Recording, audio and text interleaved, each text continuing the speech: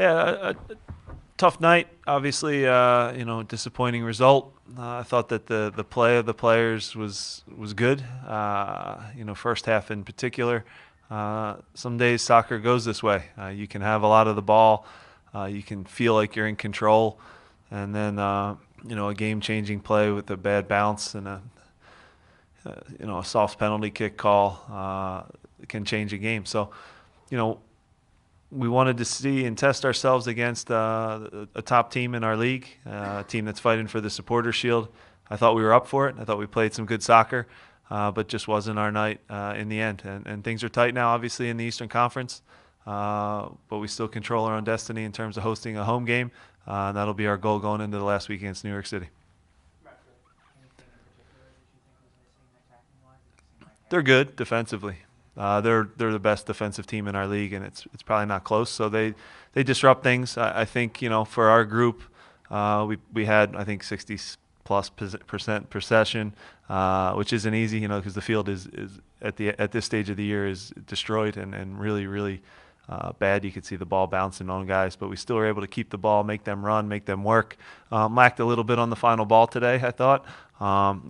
There were some instances where they get so many bodies in front of goal, make blocks, different things. So it was a tough night in terms of creating chances. But if you look at the data, that team doesn't give up a lot of chances. And then when you do get your looks, you really have to capitalize. We were a little sloppy on free kicks today. So all the little fine details, we came up a little bit short in the attacking part of the game. I thought we played a pretty darn good defensive game.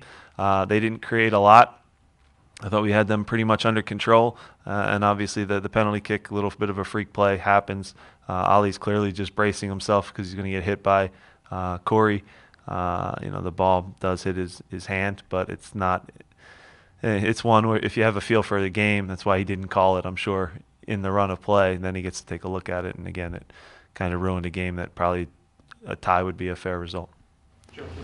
Jim, to kind of piggyback off that last sentence, what did you make of the two reviews and what was communicated to you from the officials?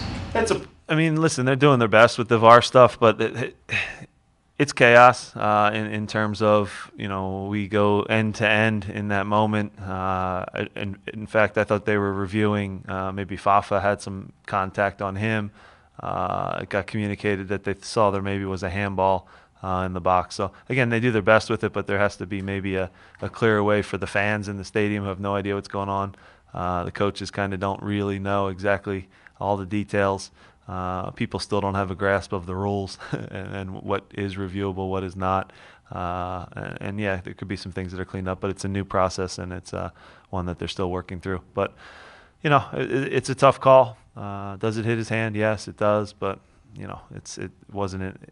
No advantage was really gained from it, and it's one you could probably let go. When you look down the bench, you had Ilsinho, you had Simpson. Did you think you had enough artillery in there? And if you didn't, what do you do for their next weekend? Herbers was injured, so we didn't have him as an option, and just bodies-wise, that's where we're at right now. David's out, so that was the group that we had. I thought that Ilsinho obviously gives you a spark off the bench, and Jay did okay in his limited time. But yeah, it's a situation where just bodies that we have. Marcus was probably the next in line. We made a decision that to keep Warren and Derek in the 18. And again, we created enough. I think we still did enough on the night and really didn't get threatened too much by Red Bull. But overall, we lost, so it's difficult. Back to Joe. Trustee and McKenzie, obviously, they played BWP tough. Yeah. Last time you guys played them, same thing today for, looking forward to a potential playoff matchup or kind of like a game like today. How do you kind of evaluate what they did against them on top? Yeah, listen, the back line was excellent. Andre didn't have a ton to do today. Maybe a couple half chances in the first half that were our own mistakes, maybe missed clearances and that kind of thing. But Austin and Mark were excellent. I thought that they did a great job neutralizing Bradley Wright Phillips, which is difficult. Keegan played well, I thought, and Ray gave us another good performance. So the back four was great. We were just a little bit off in the attacking part of the field today. That's going to happen in soccer. So I still think you saw us go toe-to-toe with the top team in the league. Again, have a lot of possession, had the better certainly of the first half. But once they get the goal, it's difficult to break a team down that defends as well as Red Bull does. Jim, in this series between you and them, I mean, I think you guys maybe give them as much trouble as anybody in the league, even Atlanta. What do you think it is about this particular matchup that lends itself to that kind of battle? I think, it brings out the best in our players. I know that. Our players get up for games against Red Bull, especially at home. We've done pretty well against them. Obviously, today was difficult, but at the same time, if you talk with Armis and you talk with the guys in their locker room, that was a tough game. We had them on their heels a bit. We had some chances. It had a playoff feel to it. It felt like a playoff game, which is good for our guys. It kills us to not take 3 points or at least get a draw. But at the same time, I still think we learned a lot about our group today. And then, the rivalry between us and Red Bull is a real one, and I hope to see them in the playoffs for sure. I guess with the way that things have broken today, standings-wise, the equation for next week is kind of still the same. Yeah. Does that make it a little easier to move past this and how you kind of this result and how you kind of package it with it? Yeah, Orlando did us a big favor for sure. Sounds like a late PK. I haven't seen it yet, but listen, whether you finish third, you finish sixth, the reality is you're in a do or die game. Obviously, we want to host the game. We want to go to New York City and get a win and move up and keep a position where we now have that home playoff game. That's critical. But you start to juggle and ask who you really want to play against. It becomes difficult. Nobody wants DC right now, that's for sure. Columbus is a great team also. Montreal still technically is alive, so there's some things to still be decided. That's why it was critical we got in because you see this chaos now, and the seedings are going to change on the decision day probably 5 or 6 times during the course of the 90 minutes. It'll be exciting.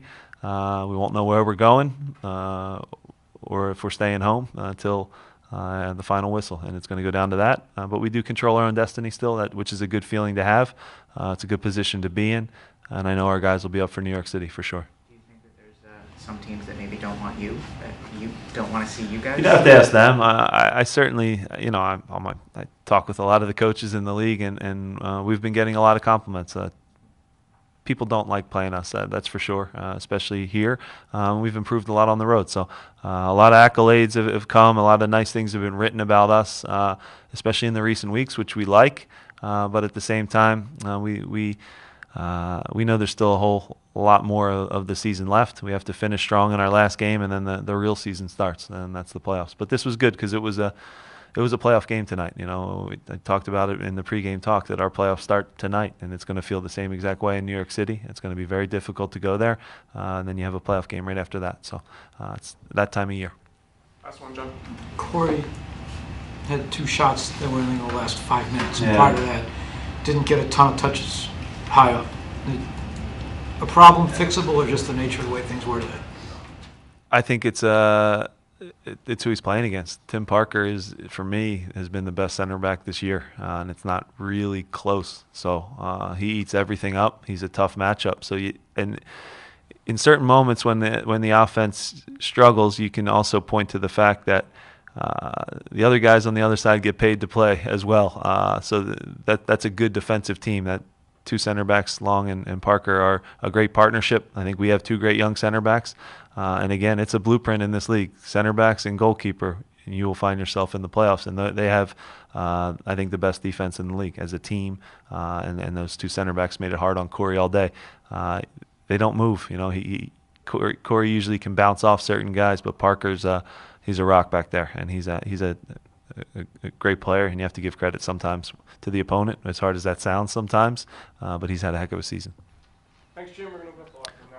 Thank you.